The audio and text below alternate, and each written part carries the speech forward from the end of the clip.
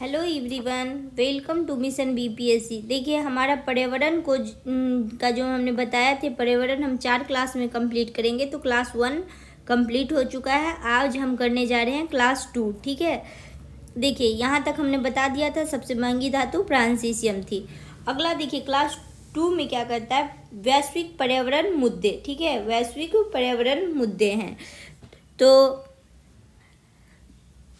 पहला देखिए इसमें जो जो टॉपिक हमें पढ़ना है, हरित गृह गैस मतलब कि ग्रीन हाउस गैस, भूमंडलीय तापन, ग्लोबल वार्मिंग क्या है इसके बारे में जानेंगे। तीसरा है ओजोन लेयर और चौथा है अम्लीय वर्षा। ठीक है, ये देखिए ऐसे टॉपिक है जो इससे क्वेश्चन हर साल आते हैं।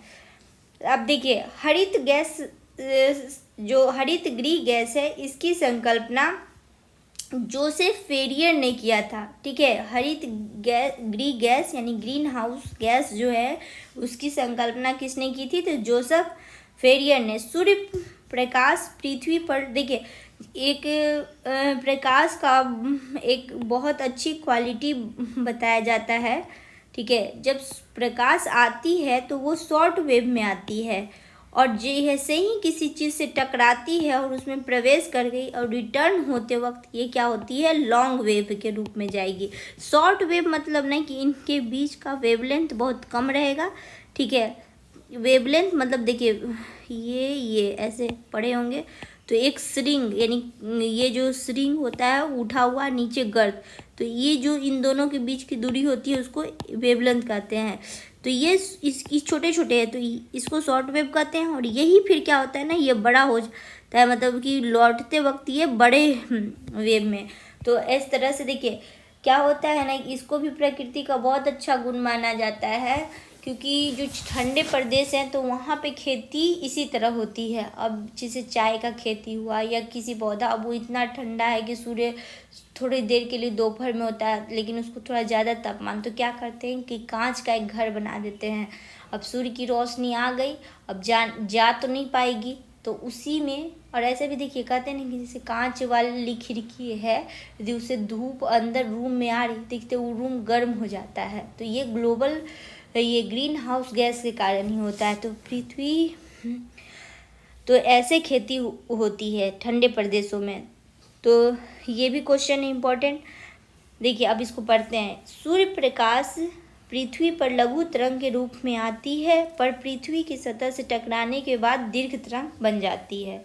ये अब देखिए ये बहुत इम्पॉर्टेंट है और अब प्रीवियस ईयर जब करेंगे तो देखेंगे कि इससे हर साल क्वेश्चन आता है। कार्बन डाइऑक्साइड शुरू में 0.025% से 0.03% हो गया। पहले देखिए और भी कम था, 0.025% था, अब जो है ना 0.03%, और अब ये तो और बढ़ रहा है, इसका परसेंटेज 0.04% होते जा रहा है।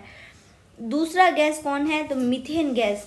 अब क्वेश्चन आता है कि देखिए मीथेन गैस कहाँ कहाँ होता है, तो धान की खेती होती है तो उसके उत्पादन में मीथेन गैस होता है। धान की खेत में मीथेन गैस की उत्पत्ति होती है। उसके बाद पालतू पशु के गोबर, उससे गोबर से भी मीथेन गैस निकलता है। कोयला, जैसे देखते हैं सुने होंगे कि कोयला जो है, कोयला के कारखाना में आग लग गया था तो क्या हुआ कि उसमें क्या है कि मीथेन गैस के कारण ही आग लगती है। वेटलैंड भी मीथेन गैस का एक स्रोत है। तो ये याद रखिए, पूछ दिया जाता है मीथेन गैस कहाँ पाया जाता है, तो गांव की खेती बोली, धान की खेती, पालतू पशु के गोबर, कोयला आदि भूमि। और एक और देखिए, जो जानवर जुगाली जब करते हैं ना, जैसे कि जुगाली जो उसको बोलते हैं पागुर, तो जानवर का देखिए क्या होता है, मतलब गाय भैंस एक बार में खाना खा लेता है, उसके बाद फिर उसको क्या करता है, जुगाली कर करके मुंह चला चला के, देखे होंगे ना, गाय खाना खा लेगा उसके बाद बैठ जाता है, उसको जुगाली कर करके वो पचाता है। तो ठीक है, तो उससे भी मीथेन गैस निकलती है। और देखिए कभी मौका मिले तो वहाँ पे जब जाइएगा ना तो बहुत गर्म फील होता है। ठीक है, दूसरा है क्या, नाइट्रस ऑक्साइड, जिसको लाफिंग गैस भी कहते हैं। ठीक है, तो इसमें भी मीथेन गैस मिलता है। अगला है जलवाष्प, चौथा है क्या है, जलवाष्प और पांचवा है क्लोरोफ्लोरोकार्बन, छठा क्या है ओजोन, और सातवां है एरोसोल। ठीक है, एल्बिडो, देखिए एक टर्म आता है एल्बिडो। एल्बिडो क्या है? देखिए कहा जाता है ना, सूर्य की रोशनी जो है उसको पृथ्वी तक आने से पहले ही जो प्रकाश ऊपर से ही लौट जाती है उसको बोलते हैं एल्बिडो। देखिए अब बताए थे कि सूर्य से जो ये प्रकाश की क्वालिटी होती है, जब लाइट चैप्टर पढ़ेंगे तो जो आपतित किरण होती है जब किसी मीडियम से टकराती है तो वो लौट जाती है। कुछ प्रकाश लौटती हैं, कुछ तो इसको बोलते हैं रिफ्लेक्शन, और कुछ यदि ये मीडियम ट्रांसपेरेंट है तो इसके अंदर रहती है, इसको बोलते हैं रिफ्रैक्शन। तो वही जो भाग उसका लौट जा रहा है उसको बोल रहे हैं एल्बिडो। ठीक है, अब देखिए अब इसको याद करते हैं। ग्रीन हाउस गैस कौन कौन है? पहला है कार्बन डाइऑक्साइड, ठीक है, फिर कार्बन से ही बना है CH4, पहला है कार्बन डाइऑक्साइड, दूसरा है CH4, फिर एक है देखिए उसके बाद नाइट्रस ऑक्साइड, फिर जल वाष्प, क्लोरोफ्लोरोकार्बन, ओजोन और एरोसोल। देखिए ऐसे इसको याद कर लेते हैं, कार्बन डाइऑक्साइड, मीथेन और क्लोरोफ्लोरोकार्बन। जो कार्बन से तीन हो गया, तीन याद हो गया। एक जलवाष्प इम्पॉर्टेंट याद रखिएगा, जलवाष्प भी ग्रीन हाउस गैस है तो चार याद हो गया। अब देखिए तीन को याद करना है, तो एक नाइट्रस ऑक्साइड, ठीक है, नाइट्रस ऑक्साइड जिसको लाफिंग गैस बोलते हैं, और ओजोन एरोसोल एक साथ याद कर लेंगे, और ओजोन एरोसोल। चलिए अब एक दो बार रिमाइंड करते हैं इसको। ग्रीन हाउस गैस कितना है? 7 है। तो कार्बन डाइऑक्साइड, मीथेन, और तीसरा में है जो chlorofluorocarbon, carbon dioxide, methane, chlorofluorocarbon, और उसके बाद हम क्या बताएं? जलवाष्प। चार हो गया ना।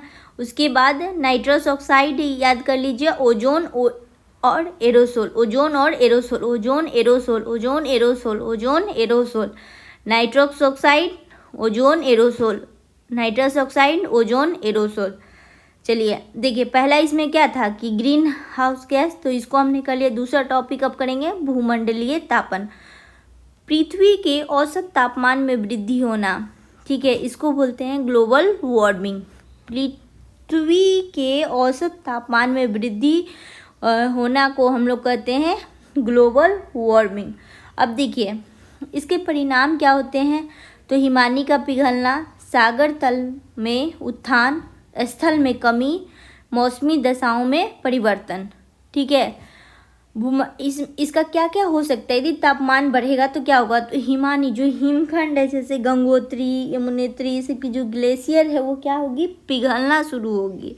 तो हिमानी का पिघलना, तो जब देखिए हिमानी पिघलेंगे तो नदी, वो बर्फ पिघलेगा तो नदियाँ का जल स्तर में वृद्धि होगा, तो उससे फिर नदियाँ पानी ले जाके सागर में डालती है, तो सागर तल में उत्थान होगा। तो जो सागर के किनारे बड़े बड़े सिटी हैं वो क्या होंगे? डूब जाएंगे। तो जब डूबेंगे तो क्या होगा? स्थल भाग में कमी आएगी और मौसमी दशाओं में भी परिवर्तन होगा। ठीक है, मौसमी दशा में क्या होगा?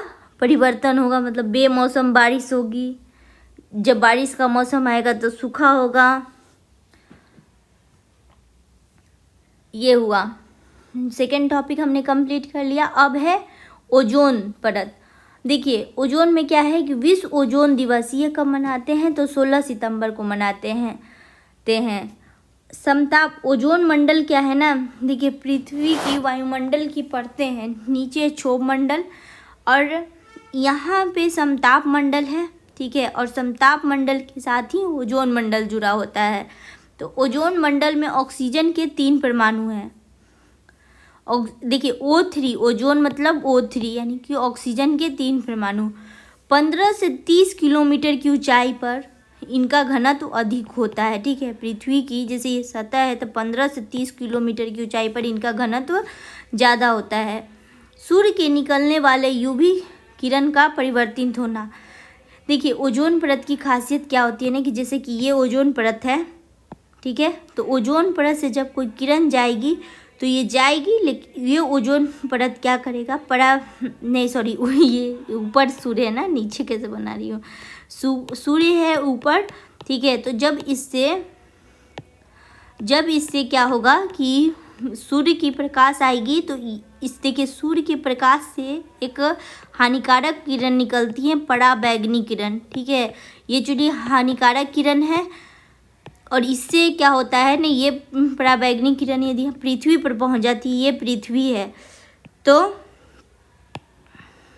ये जो पृथ्वी है, तो क्या होगा कि पृथ्वी पर जब पहुंचेगी, पेन कौन सा सेलेक्ट किया, हाँ, ये जो पृथ्वी पर जब पहुंचती है ना, तो स्किन कैंसर ये सब डिजीज होते हैं, ठीक है। तो ओजोन परत एक संरक्षक के रूप में करता है, पराबैंगनी किरण को लौटा देता है, ठीक है। बोलता है तुम जहाँ से आया जाओ, नहीं जाना है, ये एक बैरियर की तरह काम करता है। तो ये हमारा पृथ्वी सेफ हो जाता है, तो इसलिए ओजोन परत का बहुत इम्पोर्टेंट रोल बनता है, ठीक है। कितना है, 15 से 30 किलोमीटर। अगला है कि सूर्य से निकलने वाले यूवी किरण को परावर्तित करना। ओजोन की मोटाई, देखिए ये क्वेश्चन आता है कि ओजोन जो है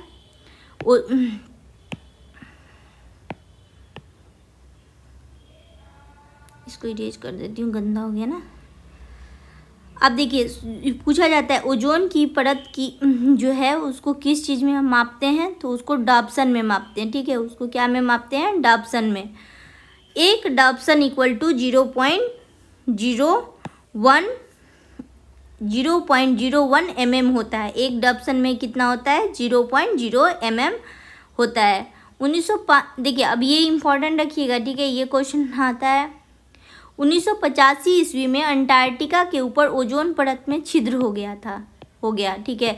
लेकिन देखिए अभी क्या है ना कि वैज्ञानिक और बहुत सारा, जैसे कि फ्रीज वगैरह में जो CFC है, अब उसके जगह उसको बंद करके दूसरा उसका अल्टरनेट ढूंढा गया। तो बहुत हद तक ऐसे, फिर जो दाढ़ी बनाने वाली है ना, जो लड़के सेविंग करते हैं उस क्रीम में, तो उन सब हानिकारक पदार्थों पे यदि रोक लगाया गया जो ओजोन परत को डिके कर रहा था, तो अब ये होल भर रहा है, ऑलमोस्ट ये भर चुका है, ठीक है।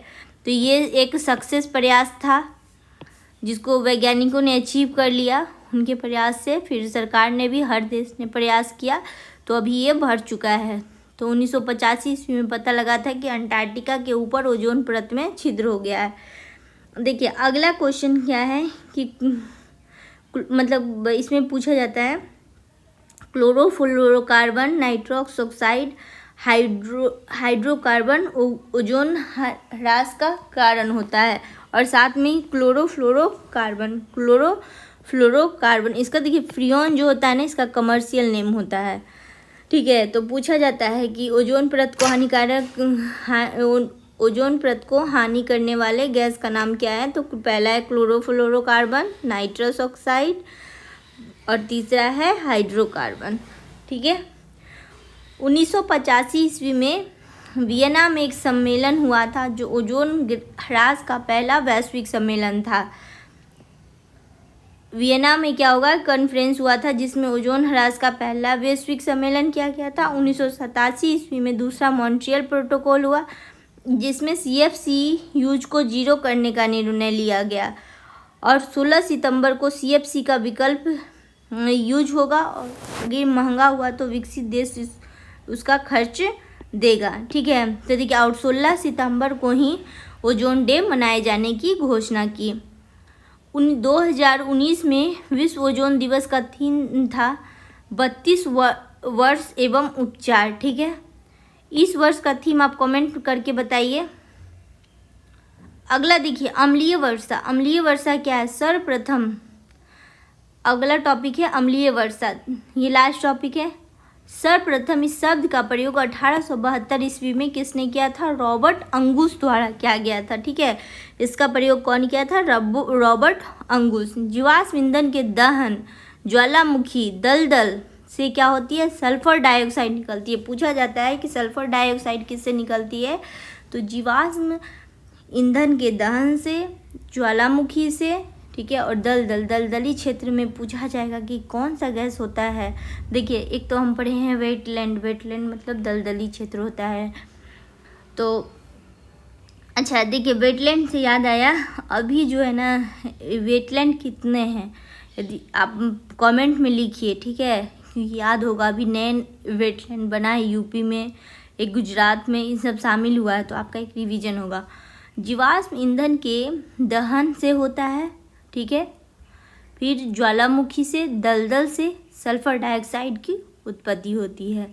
नाइट्रोजन के ऑक्साइड की उत्पत्ति होती है जो जल में घुलकर सल्फ्यूरिक अम्ल, नाइट्रिक अम्ल, नाइट्रस अम्ल, कार्बोनिक अम्ल के रूप में वर्षा के साथ गिरता है और इसे क्या कहते हैं। देखिए अम्ल वर्षा क्या होता है कि अम्ल वर्षा बोलते हैं, जैसे कि SO2 है, ठीक है, नाइट्रस ऑक्साइड है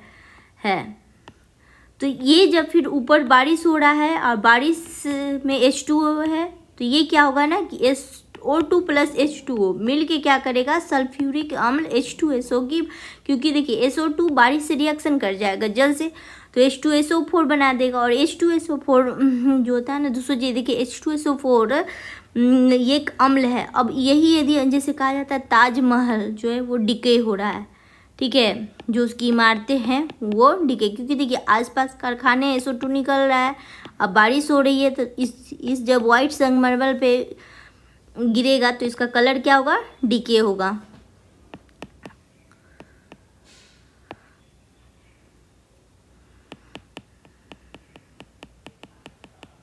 ठीक है, तो ये हुआ, इस कारण ये अम्ल वर्षा होती है। अब देखिए जी, तो अब अभी तक हमने क्या क्या पढ़ा, एक बार इसको रिव्यू कर लेते हैं।